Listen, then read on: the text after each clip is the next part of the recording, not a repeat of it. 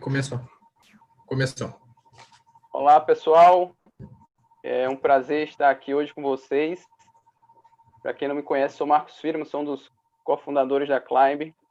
E hoje eu tenho um orgulho aqui de trazer mais um grande evento do Panda Building, a 13ª live. E chamo aqui o moderador um evento desenvolvido pela Molecular, chamar o Saulo Suassuna aqui, para apresentar os grandes palestrantes de hoje. Maravilha, Marcos. Muito obrigado mais uma vez, está nos recebendo aí, é muita gentileza da Climb. Para a gente é uma honra estar transmitindo mais uma das lives do Panda Building aqui nesse canal, que é tão prestigiado aí do Rio Grande do Sul e tem um alcance tão bacana, vem fazendo um trabalho tão bacana aí no nosso setor. Hoje a gente está com o time dos gigantes da inovação aqui, né? Tem o Guilherme Savaia, diretor de transformação digital da Cirela, o Bruno Loreto, CEO e fundador da Terracota Ventures, e o Everton Fischer, que é membro do Conselho de Administração da Senior Sistemas. Bem-vindos, amigos. Obrigado aí por terem aceito esse convite. Obrigado. É uma honra estar... Obrigado, é uma honra estar aqui com vocês. Vocês que são aí verdadeiros gigantes do setor, porque inovar na construção civil não é fácil, né? E nós, na live de hoje, nós vamos tratar, basicamente, vamos dividir a live em 2 blocos, tá?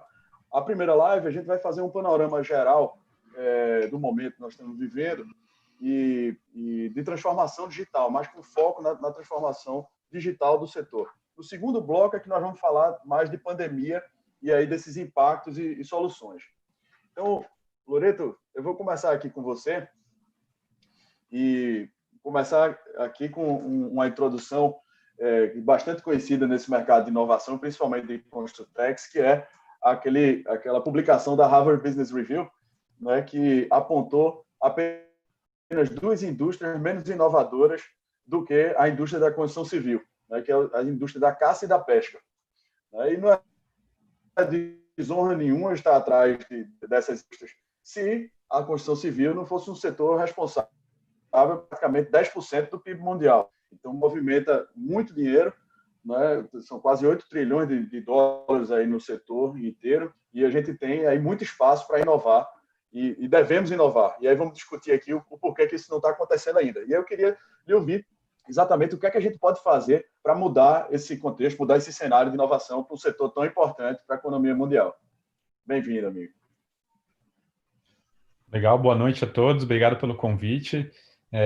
Com certeza não é uma resposta simples, né? É uma pergunta de $1 bilhão, mas eu acho que de tudo que a gente vivenciou aí nos últimos anos, e eu trabalho com esse setor, trabalhando com tecnologia, né, atrelado ao setor de construção desde 2008, o que eu vejo é que a base da inovação tem muito a ver com cultura, com comportamento, com as pessoas, né, se proporem a fazer diferente, a tentar o novo. E esse é um grande desafio, né? Você não consegue transformar, né, de uma vez a forma das pessoas pensarem. Mas eu vejo que eu particularmente gosto muito da lógica de você conseguir mostrar resultado rápido, né, emplacar quick wins, você conseguir mostrar o potencial, né, que a tecnologia pode gerar de valor, e mostrando o resultado é muito mais fácil convencer. Às vezes a gente tenta, né, apostar nas grandes disrupções, né, achar o unicórnio, e às vezes é muito mais fácil, né, emplacar uma pequena inovação, né, resolver um problema que está doendo muito agora, e mostrar que dá resultado, mostrar que vale a pena investir, e aos poucos você vai aumentando o tamanho dessa aposta, né? Então eu diria que um caminho para a gente conseguir, né, aumentar o nível de inovação nesse mercado passa por conseguir estar resolvendo problemas reais do setor, coisas que estão doendo nesse momento e estão minando recursos, e no momento de crise é ainda melhor, porque não faltam problemas, e ao longo disso você vai trabalhando o mindset das pessoas, né, pensando de uma forma diferente, mostrando que é possível fazer diferente e liderando as pessoas para uma transformação. Acho que é a combinação disso que vai levar a indústria a ser uma indústria mais eficiente, mais sustentável e mais tecnológica. Maravilha, Loreto. Obrigado. Eu costumo dizer que para a gente inovar, né, a gente precisa criar, prototipar, testar e falhar muito para depois aperfeiçoar e continuar nesse ciclo, né? E na construção civil, quase não se admite falha. Eu atribuo um pouco esse atraso em relação à inovação exatamente por isso, essa falta de disposição de testar e o medo de falhar. Né? Falhar a gente sabe que é caro, né? Quando a gente está falando de construção, mas se a gente não fizer isso, mais caro ainda é a gente continuar estagnado com a produtividade bastante aquém daquilo que a gente poderia ter, na verdade. Sem dúvida. Bom, Gui, você está aí à frente, né, de uma das maiores incorporadoras do Brasil, acho que é a maior no médio e médio alto padrão, que é a Cyrela, e alto padrão também. E a Cyrela já tem esse mindset de inovação, né? Tanto que você é o diretor de transformação digital da empresa, o que é muito bacana e espero que outras empresas se inspirem aí com essa iniciativa. E aí eu queria te perguntar uma coisa que acontece muito, que são os anticorpos da inovação, né? As empresas grandes, né, que tem toda aquela estrutura, já com aquela sistemática feita, e aí quando você chega com a novidade, como vai mudar aquilo que todo mundo está acostumado, a ideia começa a ser combatida, e aí isso se chama no setor de anticorpos da inovação, como vocês sabem, eu estou explicando mais para quem está nos assistindo. E aí como é que esse barquinho, né, que é o setor de inovação, que puxa um transatlântico do tamanho da Cyrela, como é que você faz para não ser travado por esses anticorpos da inovação e conseguir implementar, como você vem implementando com muita competência, introduzindo tantas startups e tantas novas tecnologias e inovações numa empresa desse tamanho?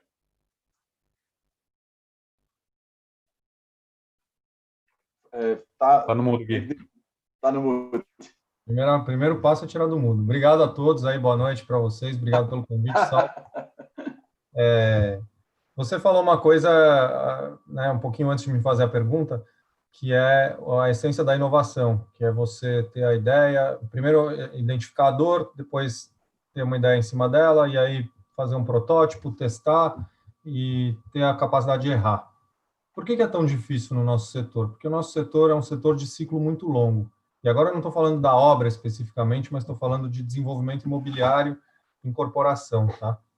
Que é, na verdade, a essência da Cyrela. A Cyrela é um developer, né? Em inglês, em português, é um desenvolvedor de negócio. E os nossos negócios levam muito tempo para acontecer. Nosso ciclo é muito longo. Então, do começo da busca pelo terreno até a negociação, a aquisição do terreno, depois definição de projeto, legalização de tudo que precisa ser feito, colocar o projeto na rua, treinar os vendedores, atrair os clientes, vender todas as unidades, construir o prédio inteiro, entregar, e ainda 5 anos de garantia que a gente dá, são 8 ou 10 anos. Então, um negócio leva 8 ou 10 anos, e para você ver o lucro daquele negócio, leva metade desse tempo, pelo menos. Então, se você errar, cara, foi um erro enorme, né? Foi um erro estrondoso. Quer dizer, como é que você vai testar e fazer laboratório num business que é de um ciclo tão longo assim? Mas o business, ele não é apenas isso, né? Ele é composto por diversos componentes menores. E na Cyrela, a gente começou a mudar esse mindset, começou a combater esses anticorpos comendo pelas beiradas. E é uma sugestão que eu dou para a turma aí. Não vá direto no core business, não queira começar a inovação na sua empresa mudando o core business. Vai no administrativo financeiro, traga ganhos, né, incrementais, como o Loreto falou também, vá mostrando o resultado, vá mostrando quick wins, e aí as pessoas vão começar a te dar corda para você ter mais pista para correr. Vão começar a ver o seguinte, putz, parece que esse negócio é interessante, parece que a turma sabe o que está fazendo. Vamos deixar eles experimentarem um pouquinho mais, talvez a gente tenha uma vantagem competitiva maior. E aí, depois de um tempo, você já começou a mexer com a cultura da empresa, você já introduziu um vocabulário novo, que é esses negócios de fazer prototipagem, Lean Startup, Design Thinking. Quando você menos perceber, as pessoas já estão falando isso sozinhas nas reuniões, que é o que tem acontecido na Cyrela. Mas, para isso, você tem que ir atacando, né, vai de fora para dentro, eu diria. Pelas beiradas, como se diz. Perfeito, Gui. Obrigado. Everton, você foi anos e anos da IBM, né, nessa parte de tecnologia, mexeu muito com o Watson, né, foi quando a gente se conheceu, a gente vislumbrando aí como é que a gente poderia introduzir o Watson no processo de criação, de concepção das plantas da molecular, da biblioteca digital. E hoje você é membro do conselho aí da Senior Systems e continua no setor de inovação e de tecnologia, né? Como é que você acredita que as tecnologias poderão auxiliar as empresas e os consumidores? Você poderia dar aí algum exemplo para a gente? Obrigado, Saulo, aí pelo convite, né?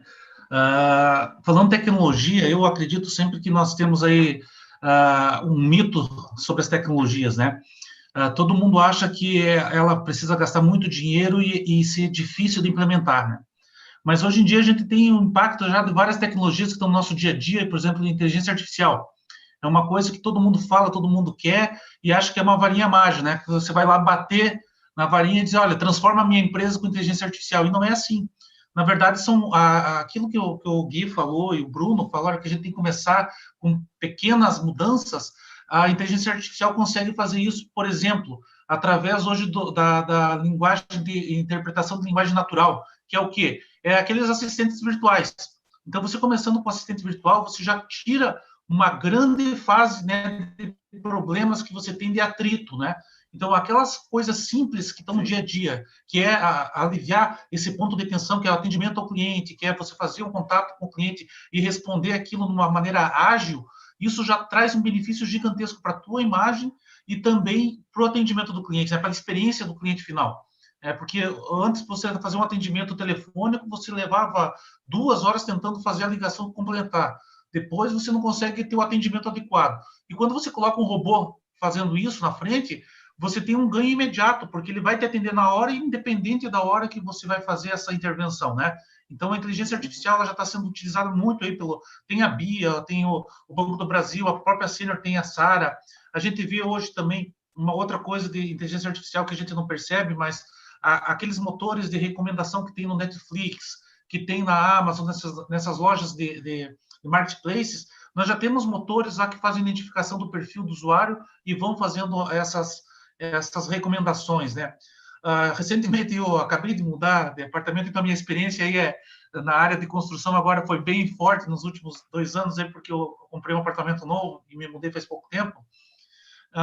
Então, comprei muito equipamento e tal, mas hoje a gente tem máquina de lavar com inteligência artificial, que consome menos energia, consome menos água, né? Então, temos vários equipamentos que já estão embarcando a inteligência artificial. Temos também toda a parte de IoT, por exemplo. Nós temos o IoT, temos o blockchain, que são coisas bastante interessantes, que são tecnologias novas que são integradas com 5G, por exemplo. Então, isso tudo são tecnologias que a gente pode usar, integrá-las para trazer experiências melhores para os nossos clientes, né? Então, o uso de drones, por exemplo, com processamento de imagem, né? Lá em Madrid, recentemente, estava sendo usado agora para dispersar o pessoal que estava em aglomerações, usando drones para avisar o pessoal, olha, pessoal, voltem para casa, aqui não está legal. Então, você tem muitas aplicações hoje dessas tecnologias que estão mudando o nosso dia a dia. E uma outra que eu falo bastante, que ainda é mais a longo prazo, mas que é uma tecnologia que ela com certeza vai transformar o mundo que a gente vive atualmente, e ela está com uma previsão de começar a ter os primeiros impactos entre 5 e 10 anos, aí, que é a computação quântica. Né? A computação quântica ela vai transformar o jeito que a gente vê o mundo, porque ela vai nos permitir aí, a criar o que eles estão chamando de gêmeos digitais. Criar os modelos, né? Hoje o Gui falou aí, como que a gente faz esse ciclo ser gigante, né? Fazendo um modelo digital. A partir do momento que eu conseguir ter a capacidade computacional para colocar a vida real para dentro de modelos computacionais, eu consigo fazer previsões do que vai acontecer no final. Né? E hoje, com computadores tradicionais, mesmo com os supercomputadores que nós temos hoje, isso não é fácil de fazer, nem dá para fazer, porque tem muitos que não conseguem, né? Então, tem muitos processos que nós não conseguimos fazer o modelo matemático funcionar. E com a computação quântica, isso vai ser permitido. Então, nós vamos ter uma mudança muito grande na quantidade de tipos de materiais que nós temos, drogas que estão sendo desenvolvidas para curar doenças. Então, a parte de agricultura vai melhorar muito por causa dos modelos matemáticos que vão estar sendo criados também. Então, aí, a gente vai ver, eu espero, embora eu já tenha os meus 50 anos, aí eu espero poder ver a diferença que o mundo vai ter daqui os próximos 10 a 15 anos aí com a computação quântica também.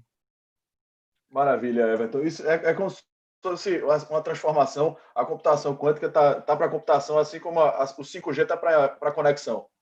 Seria isso? É isso aí, mais ou menos isso. Beleza. Obrigado. Loreto, você foi o responsável aí, praticamente o organizador do setor de Construtec no Brasil, né? Você criou aí o mapa de Construtex, né, que eu acho que começou em 2016, tinha aí, a Molecular já estava lá, tinham acho que 200 empresas, coisa desse tipo. Hoje a gente já está com mais de 1.000, né? Em 4 anos aí, cresceu 500%. E conta para a gente, por favor, como é que surgiu essa iniciativa e qual foi essa evolução, né, de ter multiplicado aí por mais de 5 vezes, já num espaço de tempo tão curto. Já é uma prova aí do que o setor está fazendo para se transformar. Né? Legal, Saulo. De fato, em 2016, né, quando eu comecei a me envolver com esse ambiente de startups no Brasil, na área de construção, a gente via que ainda muito pouca gente falava sobre isso, né? Tinham poucas iniciativas olhando para esse vertical, mas lá fora já era um tema que desde pós-crise subprime já é um tema que estava ganhando muita força, né? A maioria das startups lá fora, a partir de 2010, 2011, já estavam levantando grandes rodadas de investimento. E a partir de 2017 a gente viu um boom, né, no tema aqui. Nosso primeiro mapa tinha 250 startups, né, identificadas em 2017. O último mapa que a gente publicou agora eram 703. Esse ano a gente vai bater pelo menos 850 startups ativas nesse setor. O volume de investimento ano passado bateu quase 2 bilhões de reais. Então, os investidores, né, também acordaram para essa tese, começaram a aumentar as apostas e acreditar nos empreendedores que estão inovando nisso. A gente está vendo as empresas, né, investindo nisso, seja comprando participação em startups, seja com seus programas de inovação ou criando as suas corporate startups. Então, de fato, o tema hoje ele está muito mais forte do que era há 2, 3 anos atrás apenas. Na minha visão, né, toda a crise, ela, claro, que traz uma série de dificuldades e desafios, mas ela acelera ainda mais a transformação, né? Então, eu acho que a gente está vendo nesse momento vários paradigmas e várias crenças, né, limitantes de pessoas no mercado se quebrando, como isso aqui que a gente está fazendo, né? Um ambiente online, trocando conhecimento, compartilhando nossa visão, e as pessoas estão se habituando a interagir de maneira mais digital, de maneira mais prática, e eu acho que parte disso vai ficar, né, sem dúvida, para frente. A gente está vendo as construtoras fazendo lançamento, né, de forma digital. Então, acho que está servindo essa fase para acelerar ainda mais esse movimento de transformação. Algumas startups estão se beneficiando disso e crescendo de forma ainda mais acelerada. Outras, é claro, são impactadas pela crise e têm o desafio aí de conseguir, né, passar por essa fase preservando caixa. Mas eu acho que, sem dúvida, a perspectiva é bastante positiva e essa evolução que a gente viu vai continuar acelerando, na minha visão. A gente não chegou ainda no ápice, acho que tem muito ainda a evoluir. E um sinal disso, a gente acompanha, né, o volume de investimentos no Brasil, como eu comentei, e nos últimos 2 anos tiveram mais ou menos uns 50 investimentos em startups desse setor. Só que 90% foram rodadas que a gente chama de pre-seed, né? São rodadas iniciais, investimento anjo, pequenas, rodadas de 500 mil até 1 milhão de reais. Então, a boa parte dessas empresas vai começar, a partir de 2021, 2022, a fazer as grandes rodadas de investimento, como o Quinto Andar já fez, como o Loft já fez, como Em Casa já fez, que é geralmente quando o grande público começa a conhecer e essas empresas começam a se tornar mais expressivas e escalar. Então, a nossa perspectiva é bastante positiva, a gente está apostando forte nos próximos 4 anos investindo nesse setor, e acho que a gente está só no começo dessa transformação. Maravilha. Maravilha. Hoje só para ter um paralelo, Loreto, antes da gente passar aqui a pergunta para o Gui, comparando com os Estados Unidos, o volume de investimento, só para a gente ter uma dimensão aí da diferença. Cara, a gente investe hoje aqui nem 3% do que nos Estados Unidos eles investem em startups do ecossistema, né? Então, ainda a distância é muito grande. É muito grande. Mas é legal tentar olhar sobre a ótica de quanto que os investimentos representam no ecossistema como um todo, né? E hoje esse vertical, em 2019, já bateu 5,5% do total de investimento em startups no Brasil. Então, no geral, o ecossistema brasileiro como um todo, né, é muito menor do que o ecossistema americano, mas a proporção dessa vertical no mercado brasileiro já está se aproximando do que se espera, né, em termos de compatibilidade com o que o setor representa. Então, há 3 anos atrás, esse percentual era 2%, 1% dos investimentos. Então, isso e nos Estados Unidos, você tem esse número? Oi? Tem esse número de quanto representa as Construtex no ecossistema americano? Cara. Esse número exato eu não tenho. Não fechamos essa análise do ano passado. Não, tranquilo. Eu também não estava. Era só uma curiosidade mesmo. O Gui, antes de pandemia e agora durante a pandemia, tá? quais são as empresas que você costuma fazer de benchmark usando lá na Cyrela, né? E aí, seja em relação a produto, forma de comunicar, abordagem do cliente, eu vou só fazer um paralelo assim para ilustrar. A gente tem aqui em Recife, por exemplo, uma série de empreendimentos de praia, né? E a comunicação dos empreendimentos de praia, eles usam a mesma linha, uma linha muito parecida, tá certo? Não é a mesma exatamente, mas é uma linha muito parecida. É uma família com 2 filhos, e aí pulando na piscina, brincando na praia, fazendo coisa desse tipo. E a gente fica observando, comparando isso, por exemplo, com o tipo de comunicação que tem em Sentosa, que é a segunda residência de Singapura, por exemplo. É uma linha completamente diferente. É uma linha muito mais sofisticada, os caras contratam músico, tocam piano, uma coisa. Então você começa a fazer benchmark com a mesma indústria, só que de outros países, mas também com indústrias diversas, né? A forma que você compra uma joia, por exemplo, é uma abordagem completamente diferente de você comprar um imóvel. Às vezes você entra para comprar uma joia, sei lá, um anel de R$2.000, R$3.000, já lhe oferece uma taça de champanhe, uma coisa desse tipo. Comprar um apartamento de R$2 milhões, você não tem esse tipo de atendimento.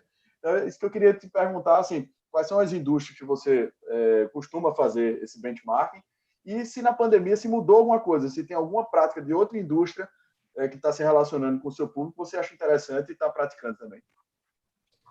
Então, a gente tem 2 linhas de inovação lá, né? Uma que é a inovação em produto, e essa é muito tocada de frente pelo Efraim mesmo. Então, esse fundo de tela que eu estou aqui, maravilhoso, é o 160 da Cyrela, que é uma parceria nossa com o estúdio do Philip Stark, lá, o U Studios. E o Efraim e o time de produto da Cyrela, de incorporação, eles viajam o mundo inteiro, visitando hotéis. Engraçado que eles olham muito mais hotéis do que empreendimentos residenciais, porque a gente quer trazer para o cara que vai morar num Cyrela uma experiência diferente de morar num prédio. A gente quer que ele tenha aquela alegria, aquela coisa gostosa de estar num hotel todos os dias da vida dele, sem precisar viajar para isso, né? E agora está sendo bem útil nesse momento, porque ninguém pode viajar para lugar nenhum. E então eles olham hotel, como se vende barcos, aviões, buscam referências, fazem parceria com grifes.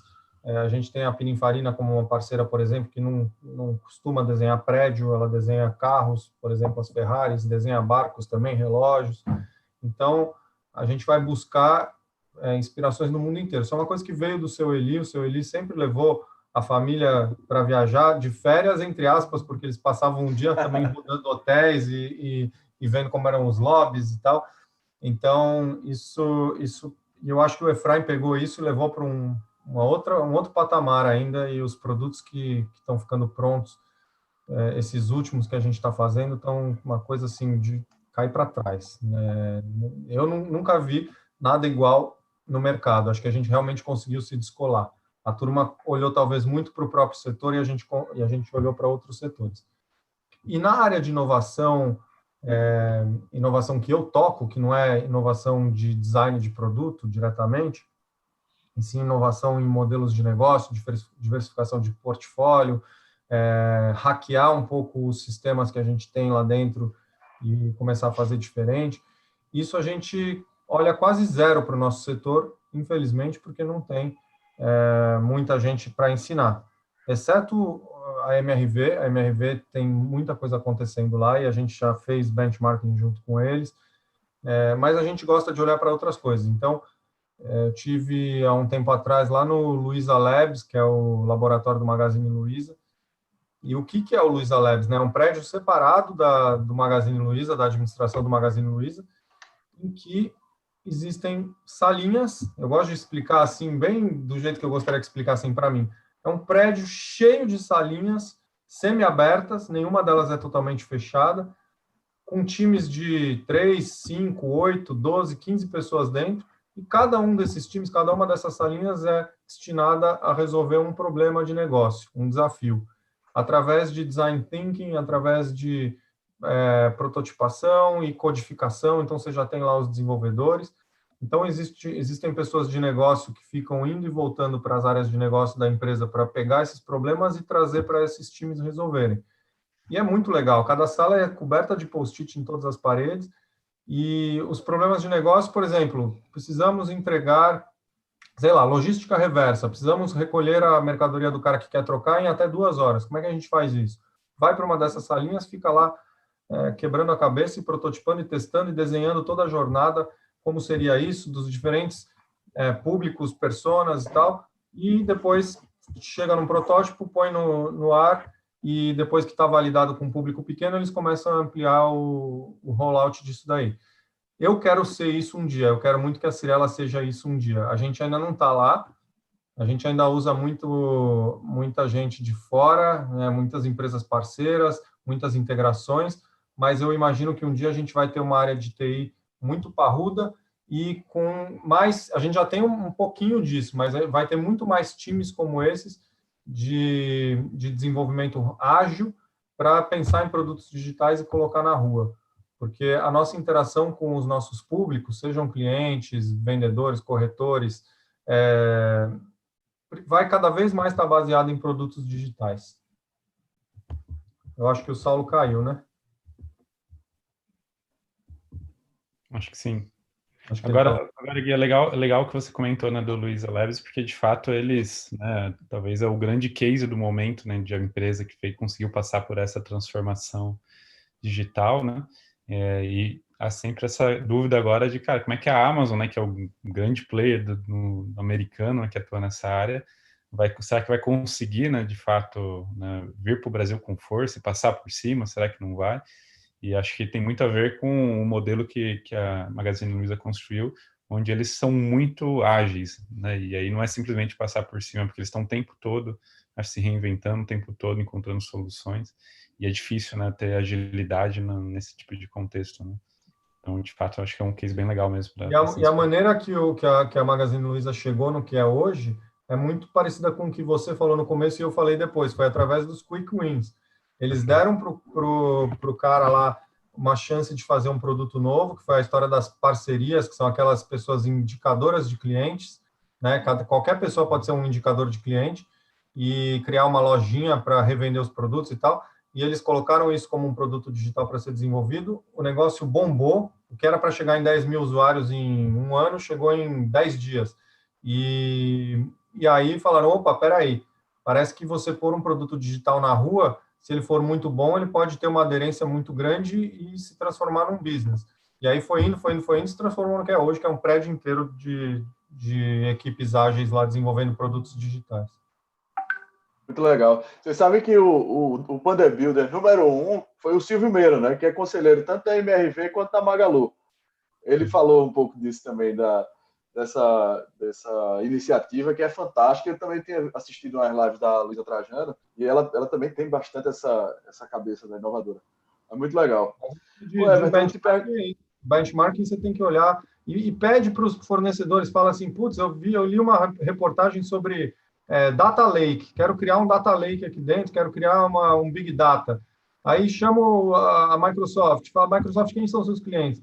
É o fulano, ciclano, beltrano. Vai lá, pede um benchmark, essas empresas abrem as portas, né? Então, sim, não fica olhando só para o seu setor, olha, tem um olhar mais abrangente. Sem dúvida, sem dúvida. Bom, eu queria perguntar, Everton, para você, eu fiz uma pergunta de como as tecnologias poderiam ajudar as organizações, e agora eu queria perguntar como a inovação pode ajudar as organizações, de uma forma geral. Muita gente coloca as duas coisas, tecnologia e inovação, na mesma cesta, mas tem alguma diferença, né? Tem. Na verdade, eu acredito assim, ó, é bem simples a resposta, né? Inovação ou morte, né? Então, por que é disso que eu falo, né? Porque as empresas que não inovarem, elas não vão ter vantagem competitiva, né? Então, a inovação faz parte do incremento do negócio, oferecer produtos melhores, serviços melhores, processos mais ágeis, né?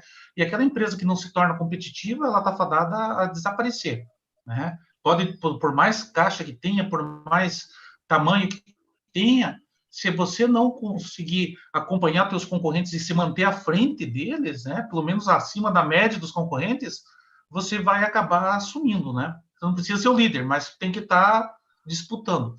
Então, aqui a gente fala bastante lá na Sênior também que quem é o departamento de inovação, né?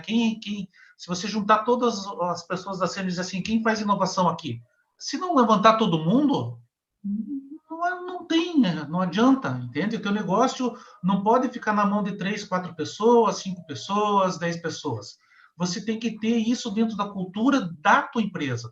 Então, eu acho que a inovação é um processo que precisa ser feito desde a moça que varre lá o chão, que atende o cafezinho, até o presidente da empresa, né? E todos são importantes em cada função que tem lá dentro, mas em cada uma dessas áreas existe oportunidade de melhorias, né? Então, a inovação, ela é feita do conhecimento dessa diversidade de pessoas em áreas diferentes, se reunindo para resolver problemas comuns aí para os clientes ou por dentro da própria empresa, né? Então, a inovação, ela tem que estar, como a gente já falou anteriormente, inovar significa assim, eu permito falha, né?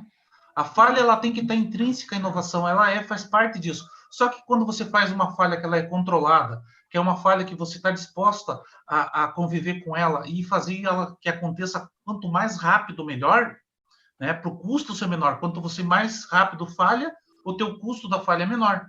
É óbvio que tu não quer descobrir que fez a falha depois que o prédio está de pé, né? Então, você tem que fazer as simulações antes, fazer isso tudo antes para poder garantir que não tem uma falha catastrófica disso, né?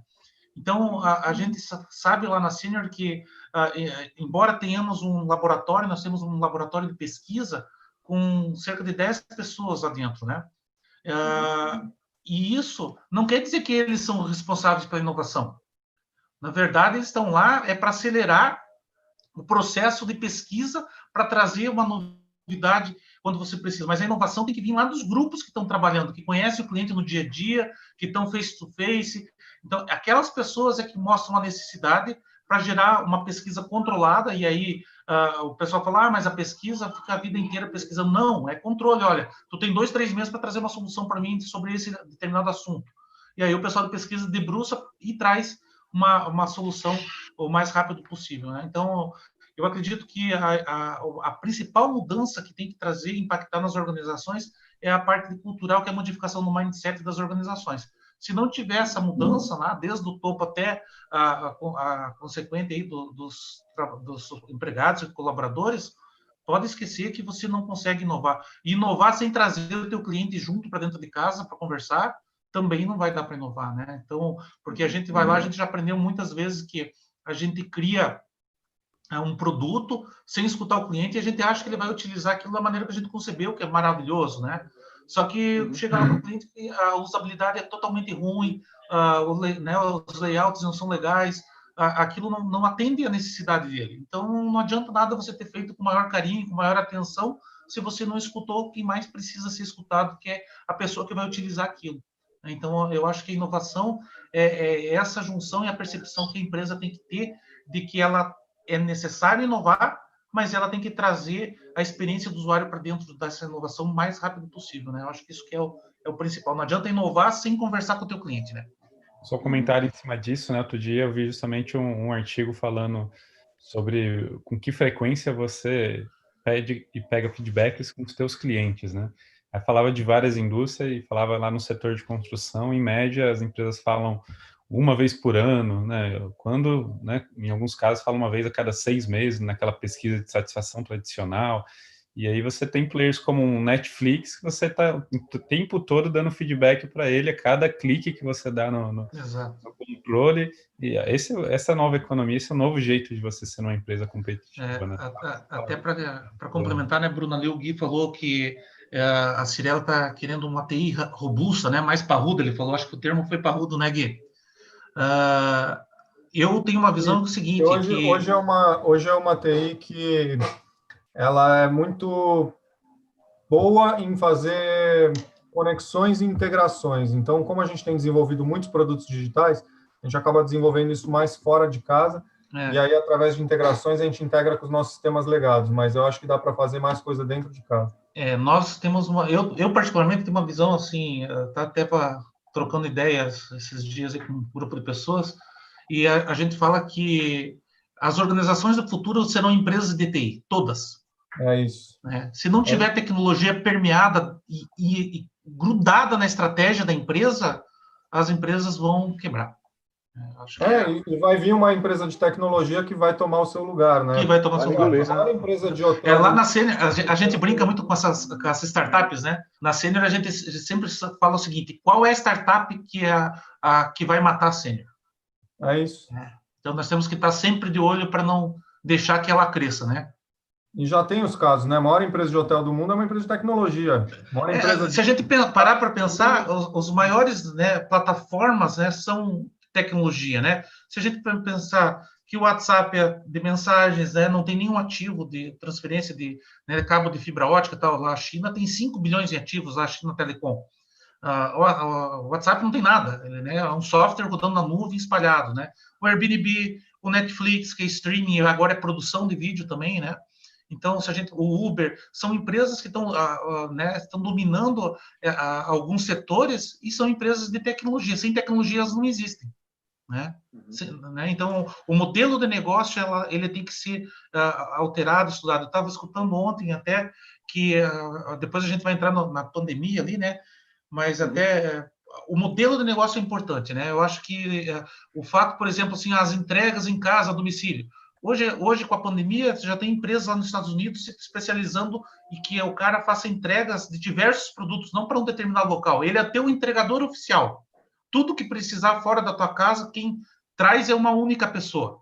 Porque é ele que tem contato, você conhece se ele vai estar, se a pessoa, o protocolo de higiene dela, relacionamento principalmente com os idosos, então você tem confiança e na segurança que aquela pessoa é a pessoa tua de confiança para fazer o tipo faz tudo, né? Então, é um modelo de negócio diferente que está surgindo, que as necessidades de crise aí fazem com que a gente pense diferente fora da caixa, né? Maravilha.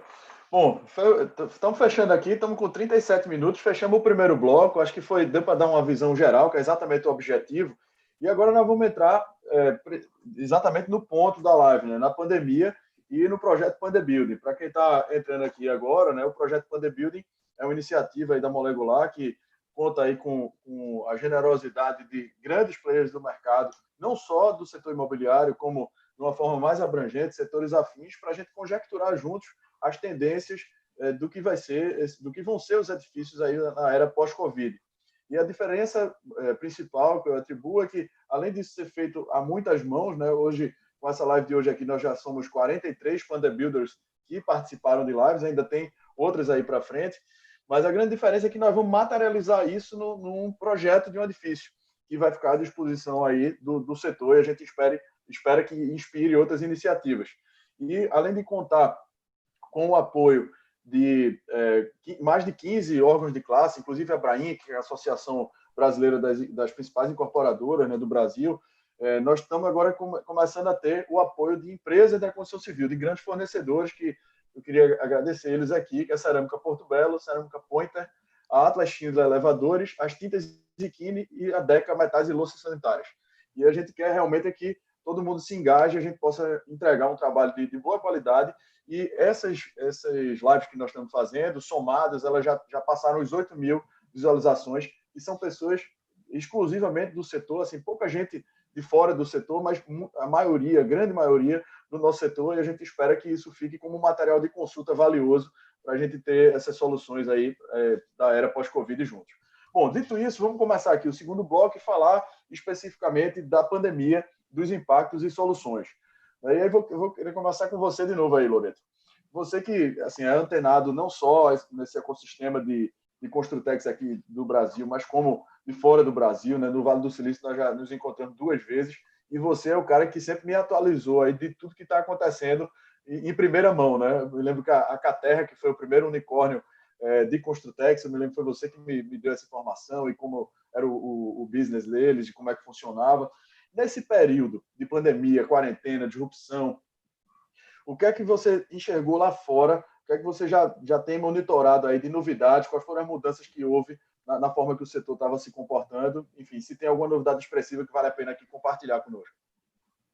Eu acho que o principal, né, que a gente tem observado é a aceleração de algumas tendências que já estavam em andamento, né, movimentos que talvez fossem acontecer ao longo de 5, 10 anos, a gente está vendo acelerar bastante no período de semanas, né?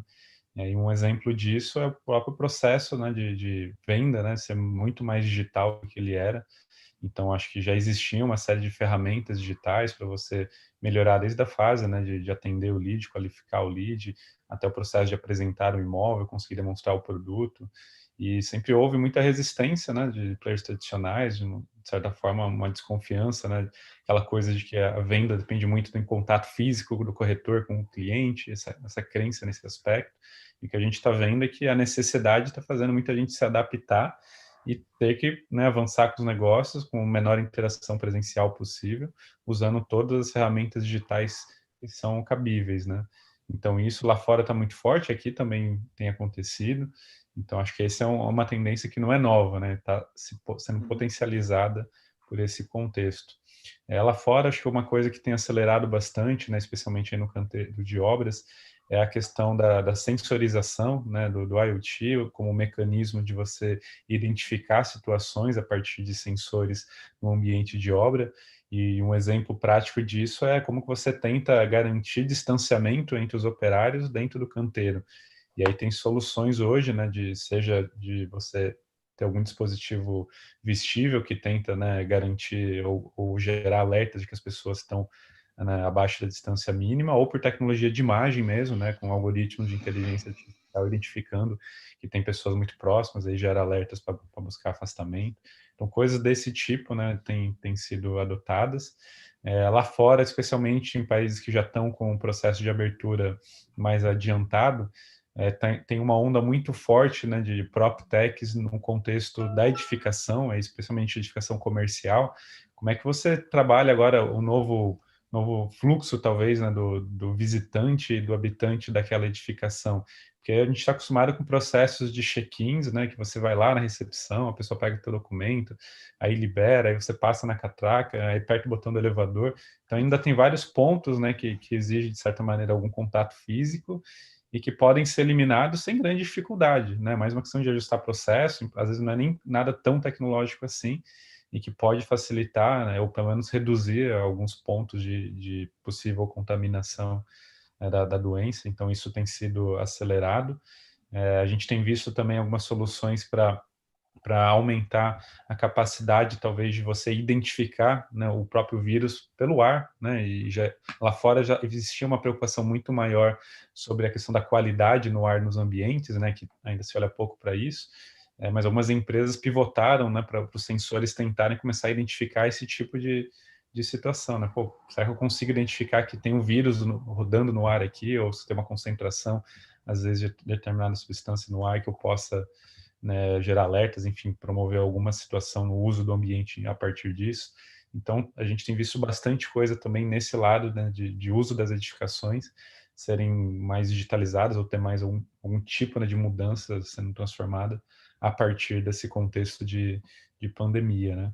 Então, muitas das coisas que a gente está vendo lá, de novo, né, não é algo que surgiu totalmente do zero, são coisas que ou foram aceleradas ou estão sendo adaptadas para esse contexto.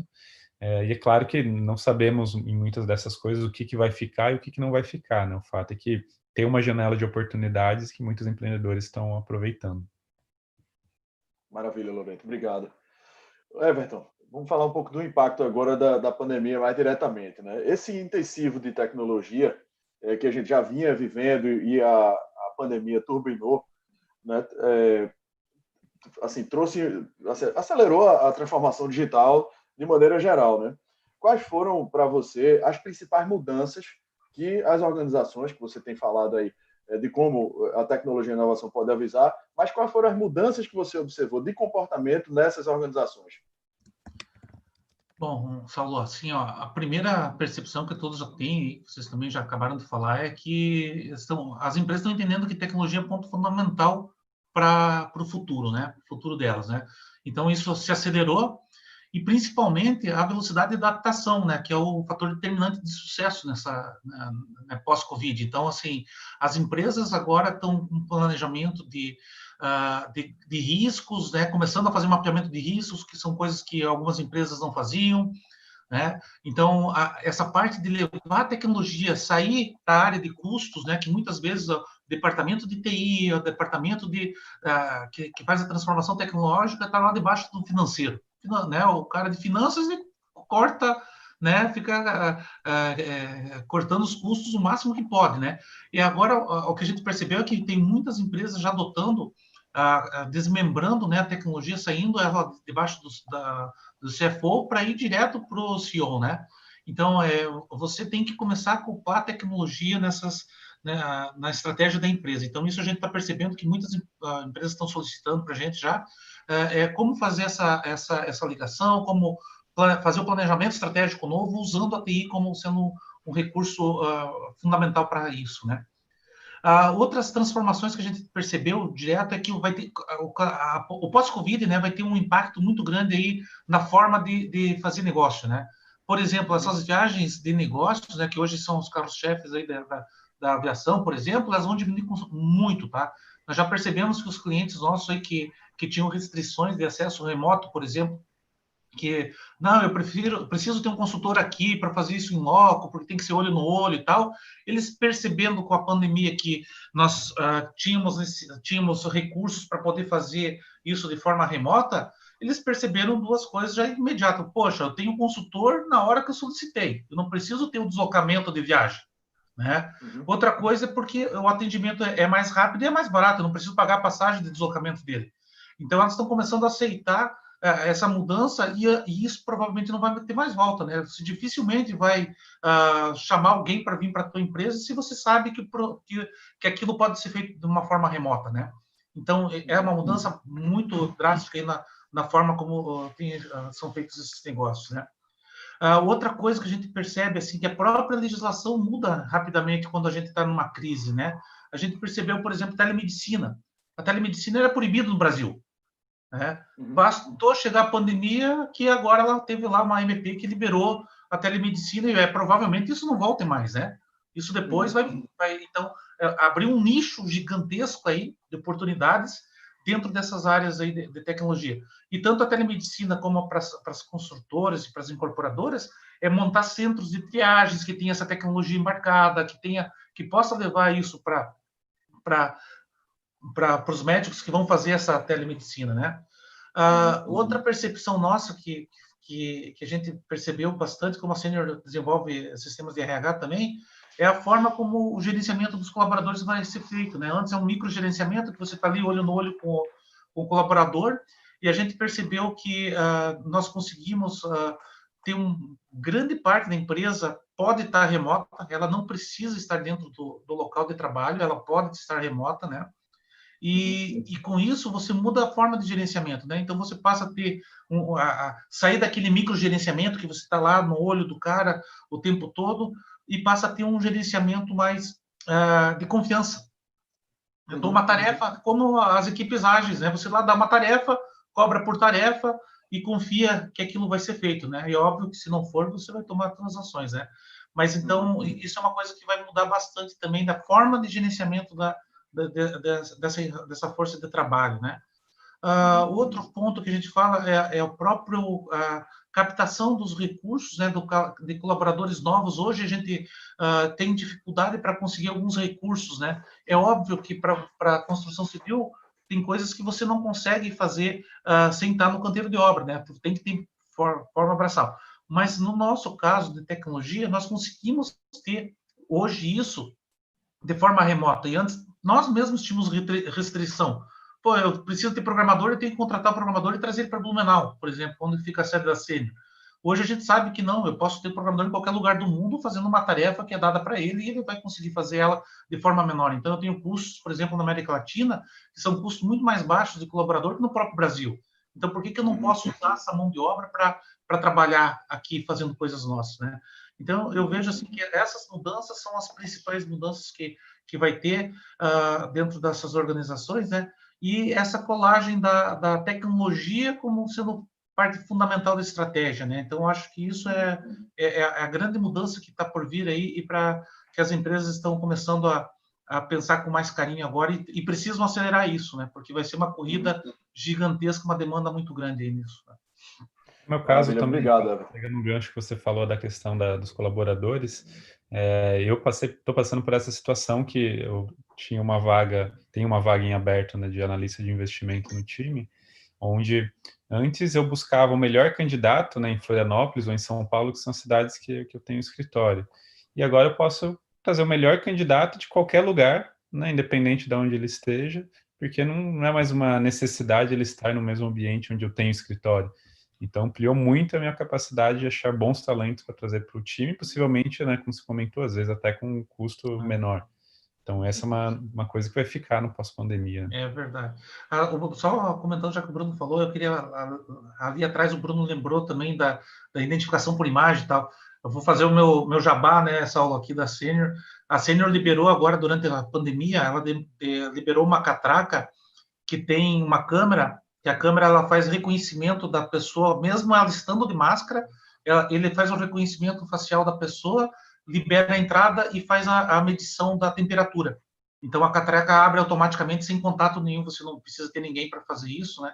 Então, é uma disruptura bem legal que está sendo liberado aí, na verdade, já está no mercado, para o pessoal poder utilizar. Então, ele identifica, não abre a catraca se estiver sem a máscara, mas, mesmo assim, ele consegue reconhecer a pessoa e liberar ela para entrar, só olhando para os olhinhos do freguês lá. Então, é uma coisa bastante interessante que está vindo. Boa. Foi bom você ter comentado, Everton, que a gente trouxe aqui na live anterior também uma empresa, né, da Magic, falando de reconhecimento facial, porque a tendência é transformar as clausuras de segurança em clausuras também de higienização, e um dos pontos da higienização é exatamente no teu toque na maçaneta. Foi bom você saber que a Sênior também possui isso. E falando aqui agora especificamente de incorporação, que boa parte da nossa audiência é de incorporadores e pessoas do setor, a Cyrela já tem 100% de venda digital. E o que é que precisa ser feito para estar apto a essa nova realidade? A gente já tem 100% da venda digital, mas nem todos os clientes querem isso. A gente tem um empreendimento que a gente está lançando agora, que é o Living Ipiranga, produto no bairro do Ipiranga, aqui em São Paulo, e a gente resolveu lançar no meio da pandemia. E quando você faz um lançamento, a primeira coisa que você faz é um meeting para os corretores, né? Você faz uma convenção de vendas, e foi a primeira coisa que a gente não pôde fazer por conta da pandemia. Então, a gente fez digital. Inclusive, trouxemos a Luísa Trajano para falar com os corretores. Aí você vê como as coisas vão, como as coisas são interessantes. A gente talvez não tivesse conseguido a agenda da Luísa para ela vir fisicamente falar numa convenção nossa, mas como foi online, ela estava na casa dela, só apertou um botão, ela estava ali disponível e foi sensacional. A gente teve 1.094 pessoas conectadas, um número bem maior do que a gente conseguiria receber se fosse numa sala de cinema. Mas mesmo assim a gente estava com medo. Putz, será que teve o mesmo efeito, né? Porque a gente faz uma convenção, porra, gasta 150 pau, faz uma puta show, jantar e tal. Ali estava todo mundo em casa. Cara, o residual na cabeça dos corretores, na pesquisa que a gente fez depois, a gente perguntou o que ele tinha entendido, o que ficou na cabeça dele, como é que ele recebeu a premiação, os detalhes do produto, tudo isso. Eles responderam melhor do que quando eles iam fisicamente no lugar. Claro que tem um fator de ter sido a primeira, mas a gente acha que tem um caminho novo aí, que você consegue deixar um residual na cabeça das pessoas, cumprir o papel, o job to be done, foi cumprido com louvor e gastando muito menos e facilitando a vida das pessoas. E aí esses caras começaram a trabalhar, e esse trabalho muito virtual, oferecendo o produto de forma virtual. A gente está com várias ferramentas novas já para o nosso time de vendas usar, para permitir uma visita completa sem o cara precisar ir no stand. Mas a gente fez o stand de vendas e ele está lá bonitão, como a gente sempre faz, porque a gente sabe que a pessoa que vai comprar, principalmente para morar, ela quer pisar o pezinho lá, né? Ela quer ir no terreno, ela quer ir no terreno, ela quer ver se do lado tem uma escola com criança gritando, ela quer ver se passa um ônibus fazendo barulho, ela quer ver se tem trânsito na porta, ela quer ver se bate sol. Então, ela quer ir no terreno. Se ela quer ir no terreno, a gente recebe ela 5 estrelas, né? Como a gente sempre fez. Mas Já tem casos, e a gente está acompanhando, desse produto. Aliás, esse produto está fortíssimo, ele tem 200 e poucas unidades, já tem 140 comprometidas no meio da pandemia. Comprometidas, que eu digo, cliente que já mandou a documentação inteira e já começou a assinar contrato. Os contratos que os clientes querem assinar digitalmente, a gente está assinando digitalmente, a gente já tem tudo pronto para isso. Mas como ainda teve bastante gente que quis ir até o stand, a gente não pode falar que vai ser um lançamento 100% digital, porque não vai. Mas tem casos de clientes de ponta a ponta que não quiseram ir no stand, que conseguiram obter todas as informações que eles precisavam de forma digital para tomar a decisão, e estão tomando a decisão, e estão recebendo um contratinho por e-mail, assinando, clicando lá para fazer a transferência do ato, e o apartamento está comprado. Beleza, maravilha. Bom, Loreto, para você agora, amigo. Eu queria te perguntar o seguinte, dessas mudanças de comportamento, né? Uma delas, o Gui acabou de comentar aqui, só que falando mais do corretor, é claro que o consumidor, ele muda também um pouco, né? Ele vai ter que se adequar, ele passa a ser mais suscetível a uso de tecnologias que não era antes e tal, em função até desse intensivo que ele está vivendo. Mas quais são as tendências de comportamento para você, de uma forma geral, do consumidor, não só no curto, mas no longo prazo? Cara, acho que a gente vai viver, né, uma situação que... A gente está vivendo uma situação que tem muita incerteza ainda, é difícil escrever em pedra, né? Mas o que a gente percebe é que esse fator da digitalização está sendo transformador para muita gente, né? E transformador em vários aspectos. A gente viu a quantidade de pessoas que tiveram dificuldade para fazer o simples cadastro, né, no aplicativo do governo para receber o auxílio. E o quanto precisou, né, de orientação, precisou, né, se adaptar e aprender a baixar um aplicativo, fazer um cadastro.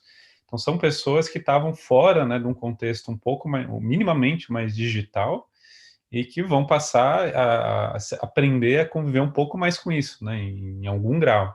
Então, eu acho que esse aspecto, né, é transformador, e isso acho que não volta mais. Então, nesse sentido, eu acho que o que o Gui comentou é uma coisa que a gente percebe. Eu não acredito que tudo vai ser 100% digital e nem tudo vai ser 100% físico, não existe isso, mas eu acho que a gente vai ter cada vez mais condições de ter nichos específicos e formas diferentes de atender cada um desses nichos, né?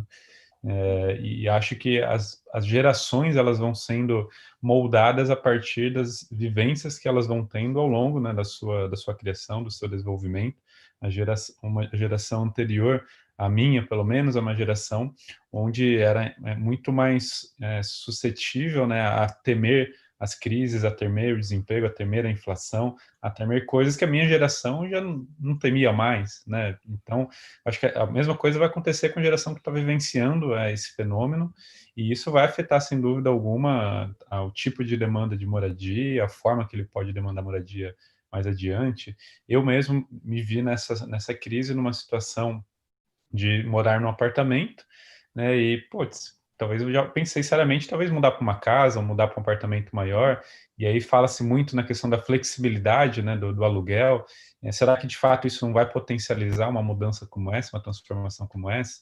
Então, acho que o que a gente vai vivenciar, né, é uma série de elementos, né, que vão impactar na vida das pessoas e das gerações que estão se formando, que no longo prazo, né, alguns pequenos ajustes na direção lá na frente pode representar, às vezes, grandes oportunidades que vão se desenvolver ou grandes nichos que vão se abrir. Então, o que eu percebo é que, de um lado, tem essa questão da digitalização que vai afetar muito a forma das pessoas interagirem com tecnologia. Eu acho que outro fenômeno que vai ter grande impacto, em maior ou menor grau, aí o tempo vai dizer, mas esse fator home office, né, ele é transformador, né, em vários aspectos. E é uma coisa simples, né, para uma cidade como São Paulo, que muita gente conhece, será que ainda faz sentido tanta gente se deslocar, né, 1h30, 2 horas para sair da Zona Leste e trabalhar na Vila Olímpia?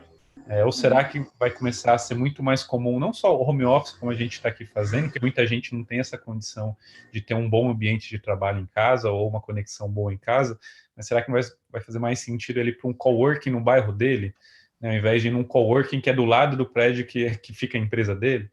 Então, acho que esse tipo de mudança, né, pode acontecer, isso pode afetar o todo, né? O comércio com isso pode mudar a dinâmica. Para que eu vou ter um restaurante do lado onde estão os escritórios? Eu posso ter um restaurante hoje, de novo, no bairro, né, onde as pessoas vão estar mais presentes do que estavam no passado. Então, são coisas que podem afetar aí o mercado de alguma maneira, e que a gente está vendo isso acontecer no curto prazo. Tem negócios que vão sair do físico, que vão ser mais digitais, né? Tem um caso real aqui de Floripa, numa pessoa próxima.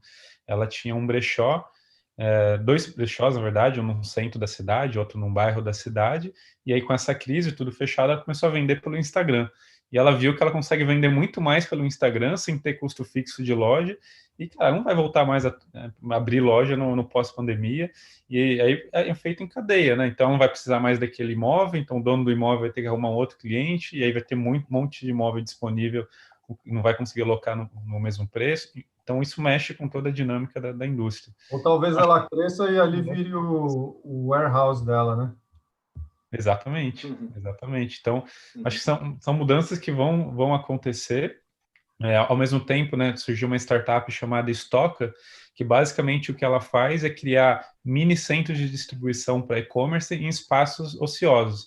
Então, uma startup como essa, no momento como esse, pode pegar, né, uma pequena sala comercial como essa, que vai estar barata e vai estar vazia, e usar como um mini centro de distribuição dos e-commerces que estão crescendo exponencialmente, né, potencializados por esse momento de pandemia. Então, as coisas vão se conectando e a transformação vai se potencializando, né? Perfeito, Loreto. Obrigado, amigo. Everton, muita ressignificação, né? Nas organizações, nos consumidores e nos empregos.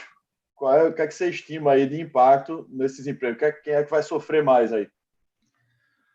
Bom, todo mundo me fala aí que a tecnologia traz desemprego, né? Principalmente o pessoal falando de inteligência artificial e tal, né?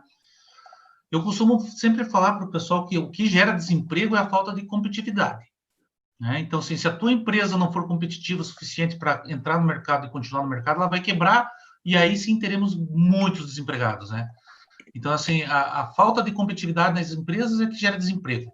É óbvio que num momento de pandemia e tal, a tendência é as empresas não terem caixa e quebrar também e causar muito desemprego. Isso é uma fatalidade que a gente não tem muito controle, não tem o que fazer.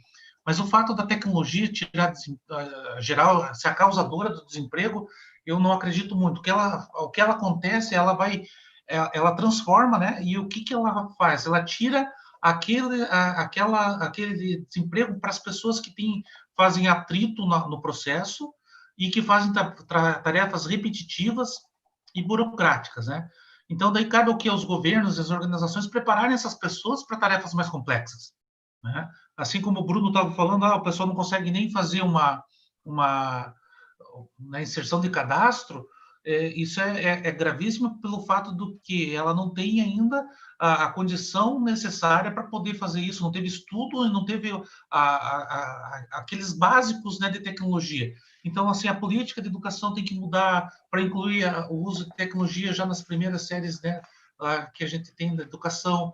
Então, tudo isso precisa ser mudado, né? Para quê? Para que essas pessoas que façam os atritos, porque vai vir, né? Antes lá, quando tinha as carruagens e mudou para o carro, os carroceiros perderam o emprego, né? E quem teve que ir daí agora tem chofer de táxi e tal. Esses também vão perder emprego, né? Porque os carros vão vir autônomos, o pessoal está usando menos carro e tal. Então, esses carros autônomos aí e o share de compartilhamento de carros, isso também faz com que as empresas transformem as profissões, né? Então, isso em todas as áreas. Todas as áreas sempre tem alguém que está num atrito e que não agrega valor para o produto final, né? Então, essas pessoas, essa transformação, ela é inevitável e, na verdade, ela existiu sempre, né? Na história da evolução, a transformação dos empregos. Eu sempre falo para meus filhos, né? Eles dizem assim, pai, eu vou estudar para quê? Eu disse, olha, filho, não se preocupe com o que tu vai estudar, para que profissão, porque a tua profissão não existe ainda, né? Estude bastante para uma futura profissão, né? Então, tem isso que é importante. A gente tem que estar se aperfeiçoando, essa mudança, essa velocidade, a gente tem que ter capacidade para aprender e desaprender. Talvez agora seja mais importante até a capacidade de desaprender, né, do que de aprender. Você tem que se desapegar alguns itens para você poder manter a mente aberta para trocar de profissão que ela não existe ainda, né? Eu, por exemplo, quando eu iniciei a área de TI há 30 anos atrás, lá, né, que eu me formei lá em 89, né? Então, imagina, o que eu faço hoje não existe, não existia, né? Trabalhar como advisor de tecnologias de blockchain, de inteligência artificial. É uma profissão nova, né? Então, assim, nós temos que tomar cuidado para que essas pessoas sejam preparadas antes que chegue a onda de levar os empregos delas embora, né? Então, essa que é a preocupação que as próprias empresas têm que ter, né? Que é uma parte social aí de readaptar e reutilizar essa mão de obra que vai estar aí sobrando, né? Verdade. É legal esse conselho aí que você deu para o filho. É a primeira vez que eu escutei, viu? Estude bastante, que ainda não existe essa profissão. Eu gostei. Mas e é verdade, eles ficam muito preocupados. Ó, por exemplo, meu filho fala, quero ser jornalista, tal, nada, né? Só que hoje já existem algumas colunas de jornais que são feitas por robôs.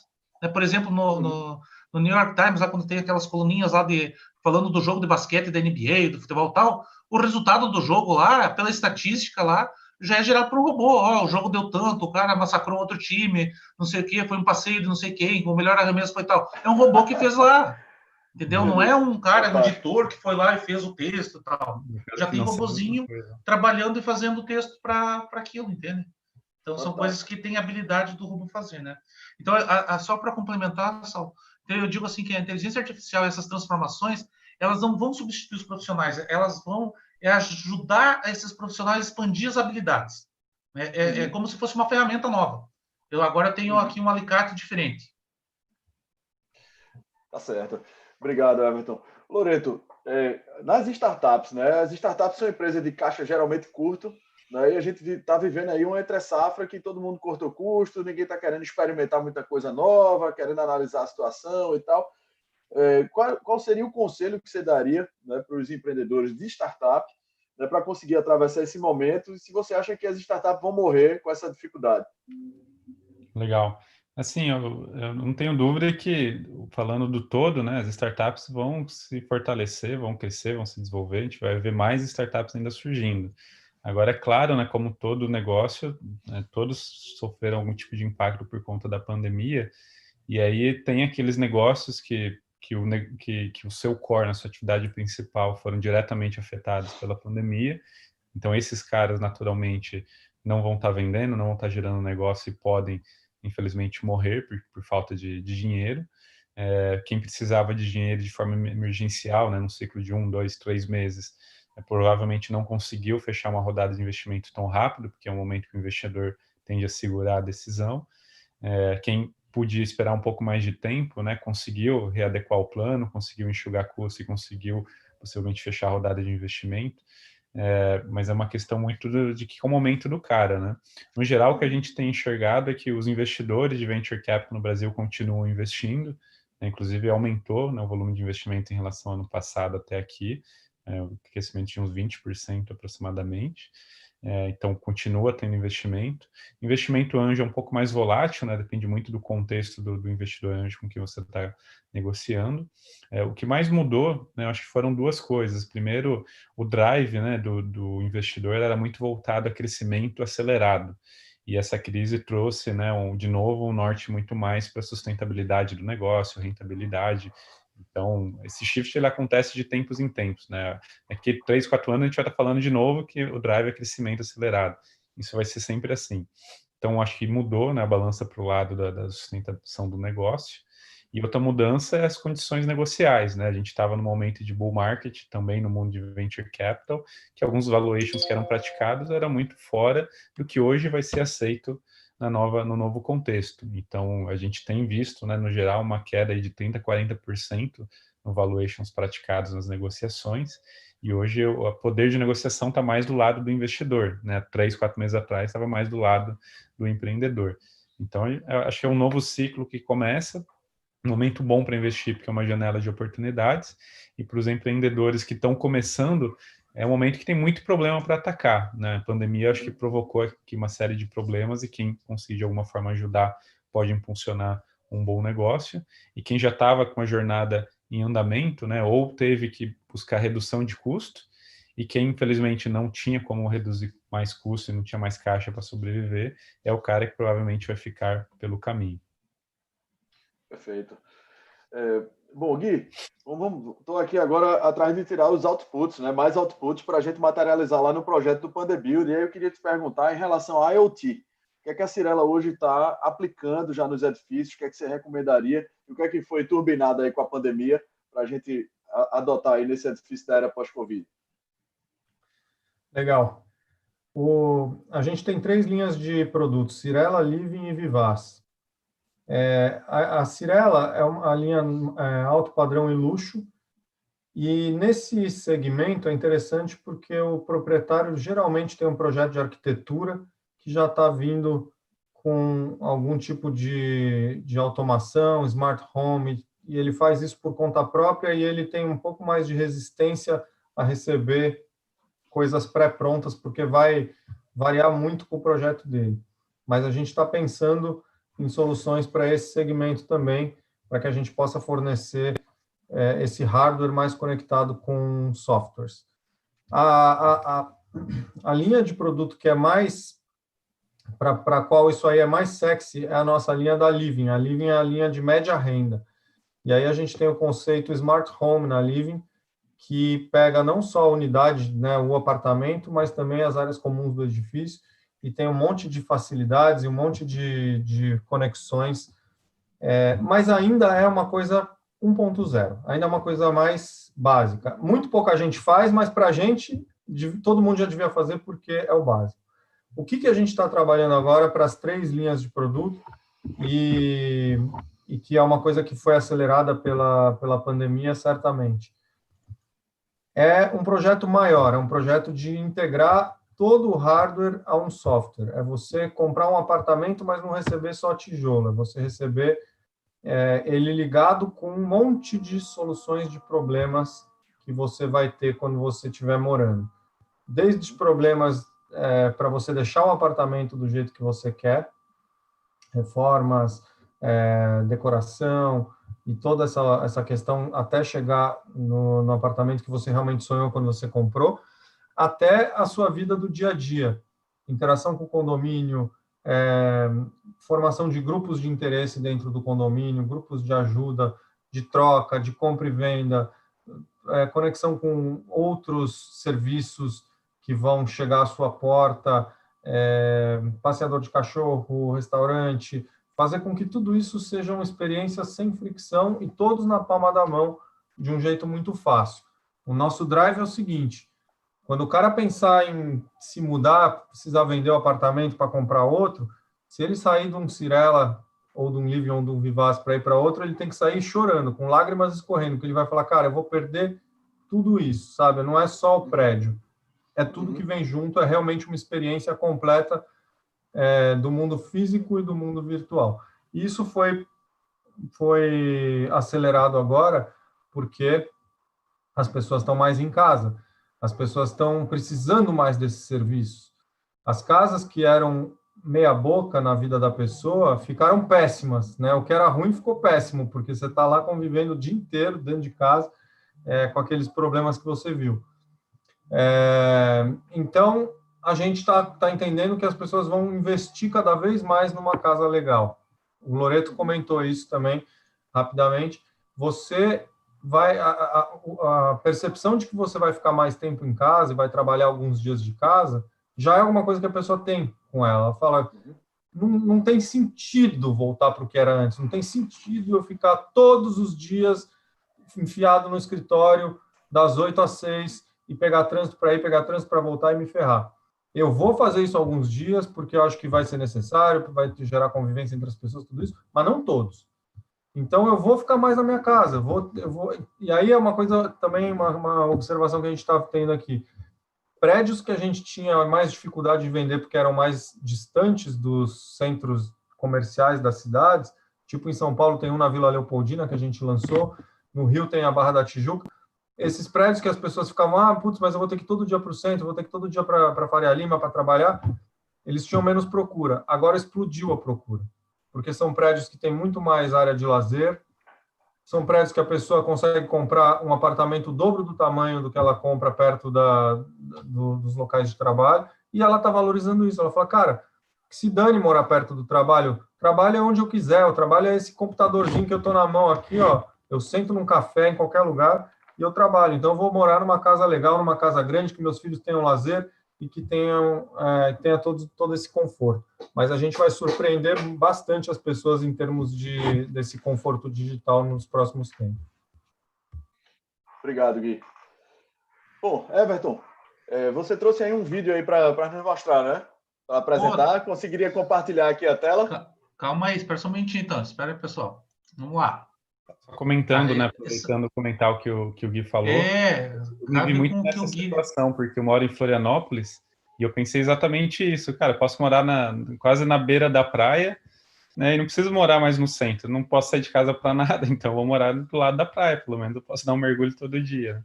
É isso aí. Posso soltar o vídeo, Saulo? Com a sua família a mais, né, cara? São momentos que não voltam mais. Então, as pessoas estão entendendo que isso tem valor e elas estão conseguindo ser produtivas na maioria dos casos.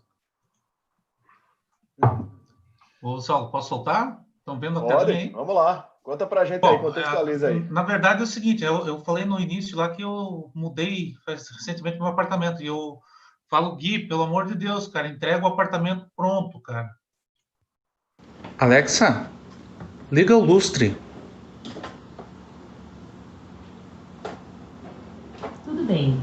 Alexa, desliga o lustre. Tudo bem. Alexa, liga o ar da lareira.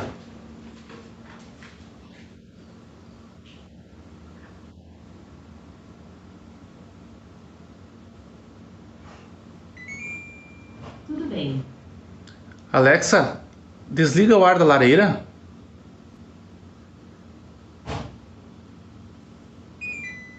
Alexa, liga a televisão. Tudo bem.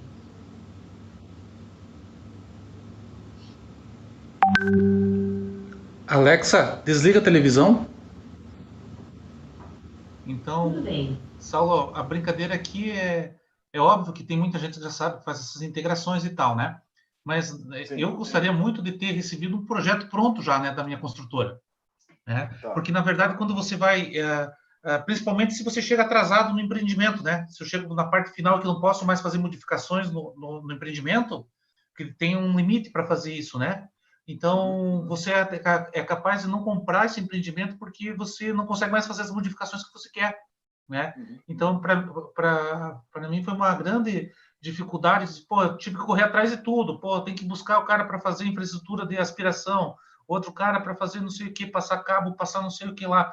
Poxa, pelo menos cabo de rede é o essencial, já tem que estar passado, né? Já deveria estar no projeto, né? Os pontos com cabo de rede, né? Eu verifico assim que é uma coisa que é muito simples, o custo é muito menor porque o volume, né, no empreendimento é gigantesco, né? O volume de cabos que vai passar e tal. Eu acho que o custo reduziria muito pro cliente final e dá um ganho excepcional para a experiência do usuário, né? Eu acho assim, eu como consumidor que eu fui agora, né?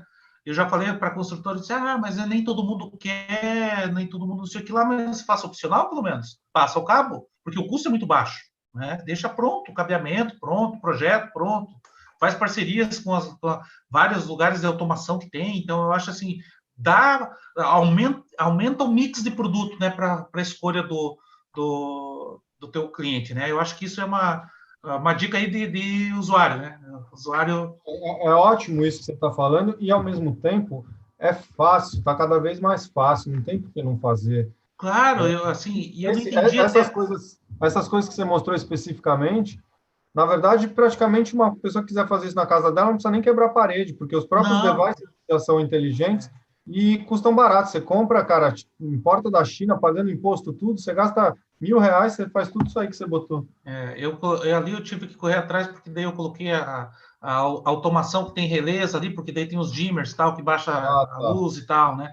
Então, assim, mas eu coloco lá 20% da iluminação, cria cenas e tal, faz uma série de coisas bacanas. Então, assim, essa integração por exemplo, inclusive a integração que o Gui está falando, integrar o software com o hardware, né? Então, o apartamento, ele tem que estar todo integrado com esses assistentes de home, né? Então, poxa, eu posso resolver um monte de coisas através do assistente, criar skills específicas do empreendimento para a Alexa, né? Então, isso hoje dá para fazer, por exemplo, se eu ia fazer, mas não tive tempo. Eu queria fazer um Watson para fazer a conversação sobre o nosso evento com a Alexa. Eu ia disponibilizar uma skill para a gente conversar com ela e ela responder algumas coisas, mas não tive tempo de fazer. Mas a integração é hiper simples, sabe?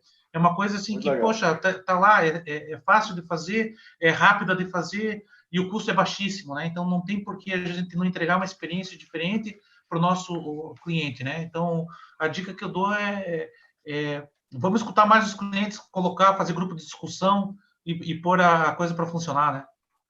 Só um comentário rápido, Saulo, compartilhando um caso real meu também, nessa fase de pandemia, né? A gente fala muito de inovação e tudo mais, mas eu fui ver, né, casas, fui ver apartamentos nessa fase de pandemia, e aí eu cadastrei lá, segui o processinho da imobiliária e tudo mais, me atendeu pelo WhatsApp, foi ágil, até aí funcionou super bem. Aí cheguei em duas opções, uma casa, né, como falei, vamos mudar para uma casa maior, mais interessante, mais bem localizado, ou um apartamento um pouco maior do que o meu, na mesma região, mas mais barato, né, aproveitando o momento de crise. Aí eu falei, quero fazer uma proposta aqui, mandei lá para os corretores e tudo mais. Aí, primeiro, não recebi retorno. Aí fui cobrar retorno, a pessoa me disse, não, você não pode fazer 2 reservas. Não, mas eu não pedi reserva, eu fiz 2 propostas. Não, mas são 2 propostas de produtos diferentes. Tá, mas eu quero fazer a proposta, eu estou interessado nos dois. Ou seja, no final, até hoje eu não tive retorno, eles perderam um cliente interessado em contratar o imóvel, e possivelmente o imóvel também está vazio até hoje. Então, a gente fala muito de inovação, mas coisas básicas, né, a gente ainda vê os players mais errando. É porque o processo também, né, tem que ser inovado, né? Exatamente. O Buzzarello falou na Live 10, ele disse, olha, o digital é fácil, o difícil é a transformação. Lembra do mindset, né, a parte cultural. Isso. E não é um departamento de inovação, todos têm que estar com essa mente nova na cabeça, Isso. né? É a história do faxineiro da NASA, né? Durante o programa espacial, ele disse, o que é que você está fazendo para o faxineiro? Ele disse, eu estou colaborando aqui para a gente botar um homem na Lua. Então, ele, como parte engajada do processo, então, esse mindset aí é o que todo mundo deveria ter, né? Você quer um exemplo mais próximo? A gente tem uma empresa irmã nossa, que é a CCP, né? Cirela Commercial Properties, que é a empresa de shoppings e de lajes corporativas, e eles têm um programa de ideias de inovação já há uns 2, 3 anos lá, comandado pelo Pedro, que é o presidente. E todo mundo é convidado e meio que intimado a dar ideias. E dar ideias que vão gerar... que o cara vai fazer um pitch para o comitê de inovação, depois ele vai prototipar a ideia dele, depois ele vai testar e tal. E aí, um superintendente de um shopping lá, um cara realmente assim, da operação de um shopping, deu uma ideia de inverter o fluxo de água do ar-condicionado do shopping durante a noite. Eu não sei explicar tecnicamente, mas era para um lado, ele falou, não, vamos botar isso aqui para o outro, porque você não vai precisar do shopping refrigerado durante a noite e tal. Economizou 4 milhões de reais por ano a ideia do cara. E aí perguntaram para ele, cara, por que você não falou isso antes? Ele falou, ninguém tinha me perguntado. Então, quando você põe o negócio para fazer, os caras têm ideia, você extrai as ideias. Eu visitei a fábrica da Deca de metais há 15 anos atrás, e eles tinham uma política dessa de ideias. Então, cada operador de cada linha dessa de produção, às vezes tinha 6, 8, 10 ideias por dia de como melhorar o processo de alguma forma. Então, eles premiavam a melhor ideia do dia, a melhor ideia da semana, a melhor ideia do mês, a melhor ideia do ano. E aí, você ficava botando todo mundo para pensar ao mesmo tempo em como otimizar o processo, né? Engajar todo mundo. Nós temos na Sênior, a gente chama de oficina lá, né? Nós temos, porque tem 2 formas de você engajar lá o colaborador. Uma é que aquele que tem um desejo de ser empreendedor e quer montar startup, né, Bruno? O cara quer sair porque ele acredita no negócio e tu vai perder um profissional excelente. Então, a Sênior montou uma área que é a geração de startup para apoiar esse colaborador que quer sair. A gente investe no projeto dele, se for legal, e ele toca a vida lá como sócio daí, né? Do projeto. E tem o cara que está dentro da empresa, que ele quer inovar, ele quer mostrar serviço, mas ele tem medo de sair para empreender, né?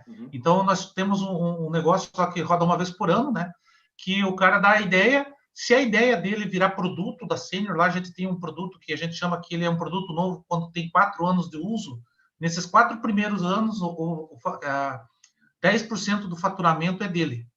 O faturamento bruto vai para o cara da ideia. Ele monta, então, a parte de criação do protótipo e tudo. A gente cede 3 programadores para ele, 20% do tempo dele ele trabalha dentro do projeto, né? Então, é uma coisa bem bacana. Assim, se virar produto e entrar no portfólio, ele ganha 4 anos aí de um percentual da receita gerada do produto lá.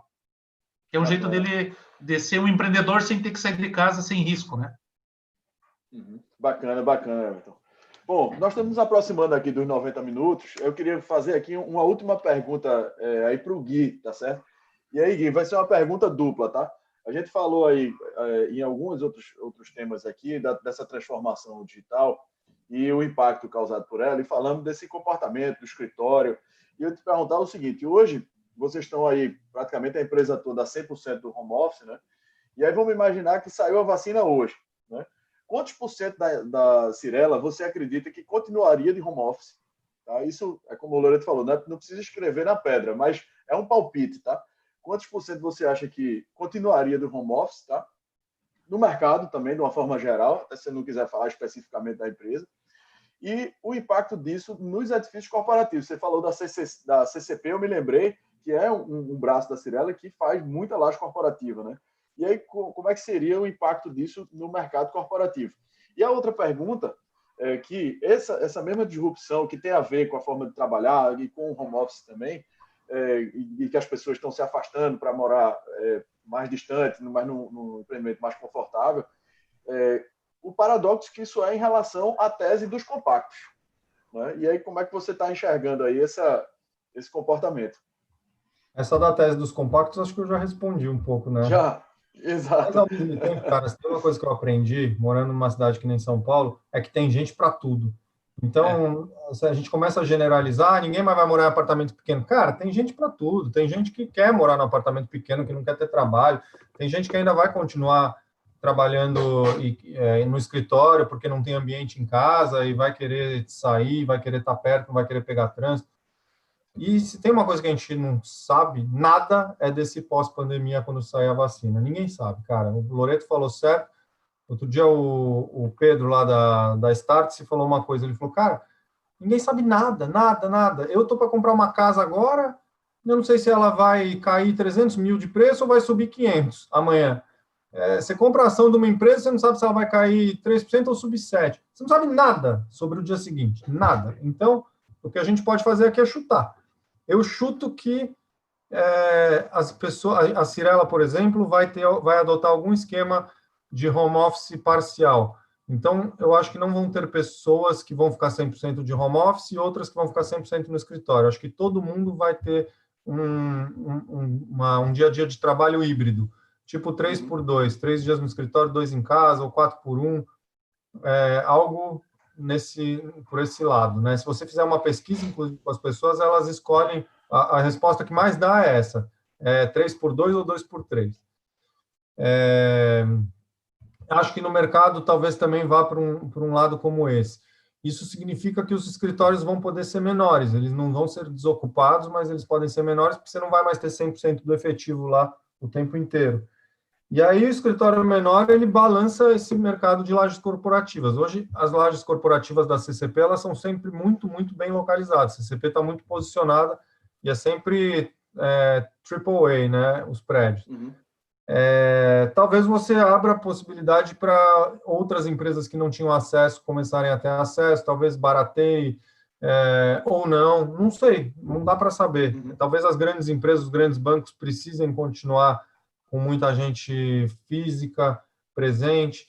Talvez você consiga começar a ter lojas no térreo dos prédios. Eu acho que se tem uma coisa que é muito certa a gente vai vivenciar mudanças grandes.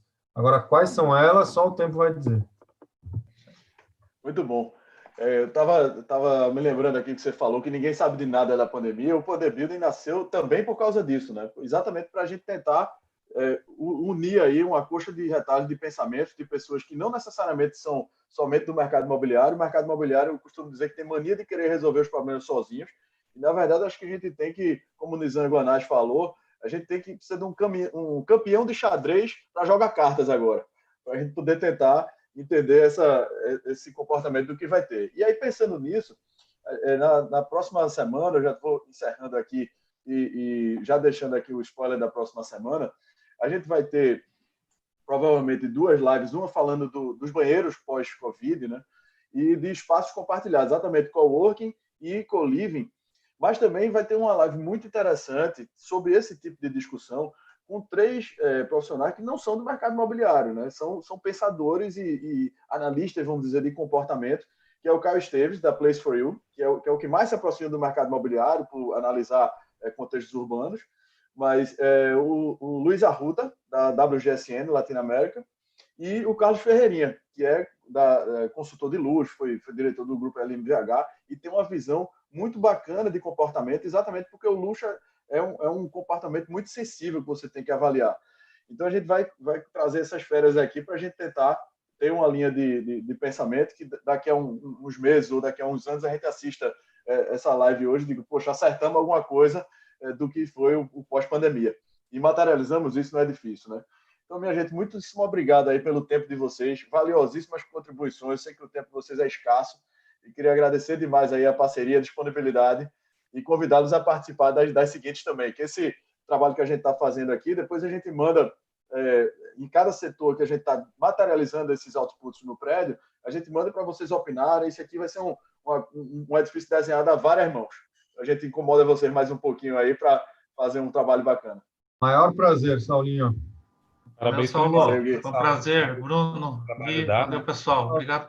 Gente, obrigado pela audiência aí. Um abraço para vocês. Valeu. Um abraço grande. Tchau, tchau. Valeu, Brunão. Tchau, Everton. Tchau, tchau.